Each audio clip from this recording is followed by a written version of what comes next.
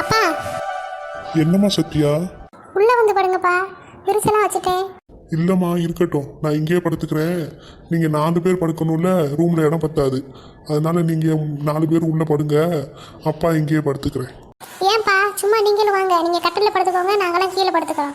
இல்லைம்மா சத்யா இருக்கட்டும், நீங்கள்லாம் உள்ளே படுங்க, அப்பா இங்கேயே படுத்துக்கிறேன். ஆ சரிப்பா, அப்போ நாங்கள் போய் தூங்குறோம். ஆ சரிம்மா சத்யா, போய் தூங்கு. காலையில் வெள்ளனை எந்திரிக்கணும், சமைக்கணும்ல நினைக்காத என்ன. முடிஞ்சா வெள்ளனை எந்திரி, இல்லைன்னா நீ நல்லா தூங்கி ரெஸ்ட் எடு. காலையில் கடையில் வாங்கிக்கலாம், சரியா? ஆ சரிப்பா. ஏற்கனவே உங்கள் அம்மா சொன்னான், இன்னைக்கு ஃபுல்லாக நீ ரெஸ்ட்டே எடுக்கலை, அந்த பயலுக்கு அடிபட்டுருச்சுன்னு சொல்லிட்டு நீ ஹாஸ்பிட்டல்லையே தான் இருந்தேன்னு. அதனால நீ நல்லா போய் தூங்கி எந்திரி. காலையில் எந்திரிக்கணும், வீட்டில் வேலை பார்க்கணும்ல, எதுவும் நினைக்காத, சரியா? ஆ சரிப்பா. சரிம்மா, போய் தூங்கு போ. ஆ சரிங்கப்பா. உள்ள பாவம், காலையிலேருந்து ஆஸ்பத்திரியிலே இருந்து டயர்டாக இருக்கு. தூங்கி எந்திரிக்கட்டும் நல்லா. இங்க பாரு எலிவாலே, நான் தான் இந்த பெட்ல படுத்து தூங்குவேன். சும்மா குறுக்க என்கிட்ட வந்து சண்டை போட்டுட்டு கிடக்காத. அது என்னல, நீ தான் படுத்து தூங்குவேங்கிற, நான் தான் இங்க படுத்து தூங்குவேன். இங்க என்ன உனக்கு எழுதியா வச்சிருக்கு நீ படுத்து தூங்கணும்னு? எலிவாலே, சொல்றது ஒழுங்கா கேளு. இங்க நான் தான் தூங்குவேன், உன்னோட பெரிய பையன் நான் தானே. அப்ப நான் சொல்றத நீ கேளு, நான் தான் இங்க தூங்குவேன். தேவையில்லாம என்கிட்ட பஞ்சாயத்து பண்ற வேலையெல்லாம் வச்சுக்காத. அப்படிதானே பண்ணுவேன், என்ன பண்ணுவேன்? எலிவாலே, அடிச்சு மூஞ்சியெல்லாம் உடைச்சிருவேன் பாத்துக்க. சுபி விடு, சின்ன பிள்ளை தானே, நம்ம எல்லார விடவும் சின்ன பிள்ளை அவ தான். இங்க படுத்தா படுத்துட்டு போறானே, விட. இங்க பாரு வித்தியா, நீ இதெல்லாம் தலையிடாத. என்கிட்ட இந்த மாதிரி தேவையில்லாம நீ பேசக்கூடாது, புரியுதா? அவ இங்க படுக்க கூடாது, நான் தான் இங்க படுப்பேன், புரியுதா? அவ சின்ன பிள்ளை மாதிரியே பேசுறா. சின்ன பிள்ளையா, சின்ன பிள்ளை, அதெல்லாம் அவளுக்கு கொடுக்க முடியாது இடம். அவளை எங்கேயாவது போய் படுக்க சொல்லு, ஹாலில் போய் படுக்க சொல்லு, இல்லைன்னா கீழே தரையில படுத்து தூங்க சொல்லு. எதுக்கு என்கிட்டே அவ சண்டைக்கு வரா? நான் தானே பெட்ல படுத்து தூங்குவேன்னு சொன்னேன், இப்போ எதுக்கு அவ என்கிட்ட சண்டைக்கு வரா? இங்கே பாருல சுபி, இப்போ நீ பேசுகிற பேச்சுக்கு இங்கே மட்டும் சித்தி இருந்திருந்தாங்கன்னு வச்சுக்க, உன் வாயை உடச்சி கையில் கொடுத்துருப்பாங்க பார்த்துக்க. அதான் எங்கள் அம்மா இங்கே இல்லைல, அப்புறம் என்ன? சும்மா என்ன அப்படி மறக்கிற வேலையெல்லாம் நீ வச்சுக்காத. இங்கே பாரு எலிவாலே, மரியாதையே கீழே படுத்து தூங்கு, நான் தான் அந்த பெட்ல படுத்து தூங்குவேன். ஏய், இங்கே என்ன சண்டை? சத்யாக்கா பாரு, நான் தானே உன்கிட்ட சொன்னேன் இந்த பெட்ல படுத்து தூங்குவேன்னு. ஆமா, இப்ப பாருக்கா, அந்த எருமை படுத்து தூங்குவே நிக்குது. என்னன்னு கேளு, அந்த எருமைக்கு இந்த வித்யா வேற சப்போர்ட்.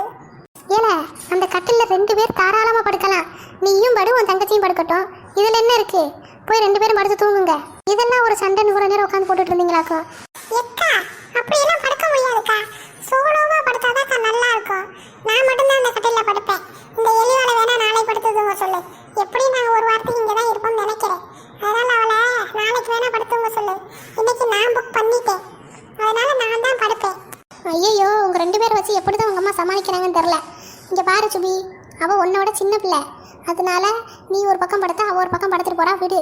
அதெல்லாம் 2 பேரும் அங்கே தாராளமா படுக்கலாம். பெரிய பெட்டா தானே இருக்கு, போடா, அதில் போய் நீயும் படு, உன் தங்கச்சியும் படுக்கட்டும். போக்கா, அதெல்லாம் முடியாது, நான் மட்டும்தான் இங்கே படுப்பேன். சரியா போச்சு, போ. என்ன இந்த பிள்ளைங்க வீட்டுக்குள்ள சண்டை போட்டு கிடக்குங்க? நமக்கு வேற இந்த சோஃபா பத்த மாட்டேங்குது, பேசாம கீழே இறங்கி தரையிலேயே படுத்துற வேண்டியதான். எப்பா, இப்பதான் படுத்த மாதிரி இருக்கு. இந்த சோஃபால மனுஷன் படுக்க கூட இடம் இல்லை, இத்தனையோன்னு சோஃபாவா இருக்கு, உட்கார மட்டும்தான் முடியும் போல. ஏங்க ஏங்க, ஏ சத்யா அப்பா, வந்து கதவை திறங்க.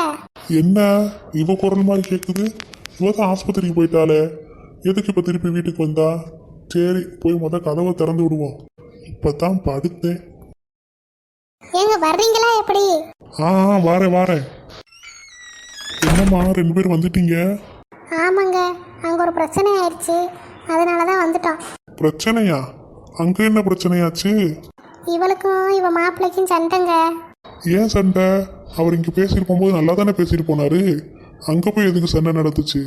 அதை ஏங்க கேட்குறீங்க? எல்லாம் உங்கள் அக்காவால் வந்தது. எங்களால் தான் அந்த பையனுக்கு அடிபட்டுச்சான். இவ திரும்பி வந்த நேரம்தான் அந்த பையன் அடிபட்டு இப்படி கிடக்கானா. இவன் அவங்க தம்பியை அவங்கக்கிட்டேருந்து பிரிச்சுட்டு போயிட்டாலாம். அதுக்கப்புறம் இப்போ மறுபடியும் வந்த நேரத்தில் மயனுக்கு அடிபட்டுருச்சான். இப்படி என்னென்னமோ சொல்லி தரத்தரம் முடிச்சவங்க அப்படி இப்படின்னா பேச ஆரம்பிச்சிட்டாங்க. அதனால தான் இவளும் பதிலுக்கு பேசினாலா, அதுக்கு இவன் மாப்பிள்ளை இவ கூட சண்டை போட்டாரு. அதனால இவ என்கிட்ட வராதிங்க, என்கிட்ட பேசாதீங்க, என் மூஞ்சிலே முழிக்காதீங்க அப்படின்னு சொல்லிட்டு சண்டை போட்டுட்டு இவ இங்கே வந்துட்டா. நீயும் அங்கதானே இருந்திருப்ப, சண்டையை விலக்கி விட வேண்டியதானே?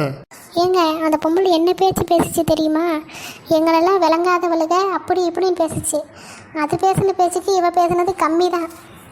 இவ மாப்பிள்ளை இவளை மட்டும்தான் அதட்டிக்கிட்டே இருக்காரு. அவங்க அக்கா ஒரு வார்த்தை கேட்க மாட்டேங்கிறாரு. அதனால தான் இவளும் சண்டை போட்டா. நானும் முடிஞ்ச அளவுக்கு இவரை சொல்ல தான் செஞ்சேன் அமைதியா ரெடின்னு. இவ அந்த பொம்பளை பேசின பேச்சுக்கு இவளை கட்டுப்படுத்தவே முடியலை. அதனால இவளும் பதிலுக்கு பதில் பேசிட்டு வந்துட்டா. சரி, இப்போ என்ன செய்ய போறீங்க? என்னங்க செய்ய சொல்கிறீங்க? தள்ளுங்க, உள்ளே போய் அவள் தூங்கட்டும். அந்த பிள்ளைட்டு சாப்பிட கூட இல்லை. சாப்பிட்றியாமான்னு கேட்டதுக்கு அதுவும் வேணான்னு சொல்லிடுச்சு. வாசல் பக்கத்தில் தான் அந்த தூக்காளி சாப்பாடு எடுத்துகிட்டு போன தூக்காளி வச்சுருக்கேன். அதை கொண்டு போய் கிச்சனில் மட்டும் வச்சுட்டு போய் படுப்போம். வேறு என்ன செய்ய சொல்கிறீங்க? நீ தள்ளு, நான் பேசுறேன். ஏங்க அவளே மனசுடைஞ்சு போய் கிடக்கா. நீங்கள் எதையாச்சும் குண்டக்கு மண்டக்க பேசாதீங்க. அதெல்லாம் எனக்கு தெரியும் காமாட்சி, நீ தள்ளு. என்னத்தை பேச போகிறாரோ சொன்னால் இவருக்கு ஒரு சொல்லில் புரியவும் செய்யாது. அம்மாடி மீனாட்சி, என்ன மாமா சொல்லுங்க. எதுக்குமா நமக்கு இந்த சண்டையெல்லாம்? அந்த பொம்பளை பேசினா பேசிட்டு போது, நீ பேசாம இருக்க வேண்டியதானம்மா? ஏமா உன் மாப்பிள்ளை கூட சண்டை போட்டு இப்படி வந்த? இல்லை மாமா, அந்த பொம்பளை ரொம்ப ஓவராக பேசுச்சு. நீங்கள் அந்த இடத்துல இருந்திருந்தா கூட நீங்கள் சண்டை போட்டிருப்பீங்க அக்காக்காக. ஆனால் இவர் எதுவுமே பேசலை மாமா. எல்லாத்துக்கும் என்ன தான் திட்டுறாரே தவிர அவங்க அக்கா ஒரு வார்த்தை கூட கேட்க மாட்டேன்ட்டாரு. அதுதான் மாமா எனக்கு கோவமே. எனக்கு முன்னாடி அவர் ஒரு வார்த்தை அவங்க அக்காவை ஏதாச்சும் சொல்லியிருந்தாருன்னா நான் கண்டிப்பாக ஒரு வார்த்தை கூட பேசியிருக்க மாட்டேன். ஆனால் அவர் அவங்க அக்காவை எதுவுமே சொல்ல மாட்டேங்கிறாரு. இது மட்டும் இல்லை மாமா, அந்த பொம்பளை வந்தபோது நம்ம சத்யா தான் அந்த பையனுக்கு ரத்தமே கிடைக்கலன்னு ரத்தம் கொடுத்தா. அதை சொன்னதுக்கு கூட ரத்தம் கொடுத்ததுக்கு காசு கொடுத்துறேன்னு சொல்லி ரொம்ப மட்டமாக பேசினேன் மாமா. அப்போ கூட நாங்கள் சரி பையனுக்கு அடிபட்டிருக்கு, அந்த கோபத்தில் பேசுகிறா வைக்கிறா, நம்ம இப்போதைக்கு எதுவும் பேச வேணான்னு தான் விட்டோம். அவள் என்னன்னா அப்போலேருந்து எங்களை ஒரு மாதிரிதான் மாமா பேசிகிட்டு இருக்கா. அதனால தான் எனக்கு கோவம் வந்து நான் திட்டிட்டேன். சத்யா ரத்தம் கொடுத்தாளா? ஆமாம் மாமா, அந்த பையனுக்கு ரத்தமே கிடைக்கலன்னு சொல்லவும் சத்யாவும் அந்த குரூப் ரத்தம்ன்றனால கொடுத்தா. என்னம்மா இது, பச்சை பிள்ளைய கூட்டிட்டு போய் இப்படி ரத்தமெல்லாம் கொடுக்க வச்சிருக்கீங்க? அவளே உடம்புல சத்து இல்லாம கிடக்கா. சரி விடுங்க, இந்த பிரச்சனையை இதோட விடு. நாளைக்கு உன் மாப்பிள்ளை வந்தாருன்னா பேசிக்கலாம். இல்லை மாமா, கொஞ்ச நாளைக்கு நான் அந்த வீட்டு பக்கம் போகிறதா இல்லை. அவர் கிடக்கட்டும் தனியாக, அப்போ தான் அவருக்கு அருமை புரியும். சரிம்மா விடு. இப்போ நீ போய் ஏதாச்சும் சாப்பிட்டுட்டு படு. கண்டிப்பாக உங்களோட சண்டை போட்டாலும் அவங்களாம் அங்கே சாப்பிட்டுட்டு தான் இருப்பாங்க. நீ எதையாச்சும் சாப்பிடாம உன் உடம்புக்கு எடுத்துக்காத. போ, நீ போய் சாப்பிட்டுட்டு படு தூங்கு. ஆ சரி மாமா. மீனாட்சி, என்னக்கா? வாமா, 2 சப்பாத்தி எடுத்து வச்சு தாரேன், சாப்பிட்டுட்டு போய் தூங்கு. இல்லைக்கா, எனக்கு பசிக்கவே இல்லை. இங்கே பாரு, அப்படி தான் இருக்கும். இதுக்காகலாம் பசிக்கலை அப்படி இப்படின்னு சொல்லிட்டு தூங்கக்கூடாது. ஒழுங்காக வந்து 2 சப்பாத்தியே இல்லை எதையாச்சும் ஒன்று சாப்பிட்டுட்டு தூங்கு. அப்போ தான் தூக்கம் வரும். உனக்காக இல்லைனாலும் உன்னை நம்பி 2 ஜீவன்கள் இருக்குது. அதுக்காகவாச்சும் சாப்பிடணும்ல. வா சாப்பிடு. ஆ சரிக்கா, வாமா உள்ளே போகலாம். உள்ளே போய் உட்காந்ததுக்கப்புறம் ஒரு 2 இது வச்சு தரேன், சாப்பிடு. ஆ சரிக்கா. ஏங்க நாங்கள் உள்ளே போய் தூங்குறோம், நீங்கள் ஏன் இங்கே படுத்துருக்கீங்க ரூம்குள்ளே தூங்காமல்?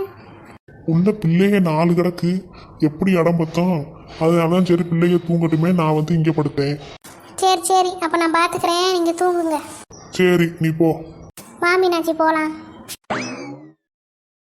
என்ன என்னைக்கு இல்லாமல் இப்படி சண்டை நடந்திருக்கு? காமாட்சி ரொம்ப பொறுமையாக இருப்பா. அவளுக்கே இவ்வளோ கோவம் வருதுன்னா அந்த பொம்பளை என்னென்ன பேசுச்சுன்னு தெரியலையே. சரி, எதுவாக இருந்தாலும் காலையில் நம்ம பார்த்துக்கலாம். காலையில் அவளுக்கு ஃபோன் அடித்து என்ன ஏதுன்னு விசாரிச்சுட்டு எப்படி இவங்க 2 பேரையும் ஒன்று சேர்த்து வைக்கிறதுன்னு பார்க்கணும். இப்படியே தனியாக இருந்தால் முடியுமா? சரி, நம்ம இப்போ படுத்து தூங்குவோம். காலையில் எதுவாக இருந்தாலும் பார்த்துக்கலாம். இங்க பாரு எலிவாளு, மரியாதையா நடந்துக்க சொல்லிட்டேன். ஒழுங்கா அண்ணன் மரியாதை கொடுத்து பேசு. அடிச்சு மூஞ்செல்லாம் உடைச்சிருவேன். ஏன்னா சுபி சண்டையா போட்டுக்கிட்டு இருக்க? எங்க அம்மா மாதிரி பேசினா சத்யாக்கா பயந்துருவனா? ஏய் திரும்பி பாரு, சத்யா பேசுறாளா இல்லை உங்க அம்மா பேசுறாளான்னு தெரியும். என்னெல்லாம் யாராலும் பயமுறுத்த முடியாது. அம்மா என்னெல்லாம் பண்ணிக்கிட்டு இருக்கீங்க? சண்டையா போட்டுக்கிட்டு இருக்க? எனக்கு வர கோவத்துக்கு இரு ஒன்று இன்னைக்கு.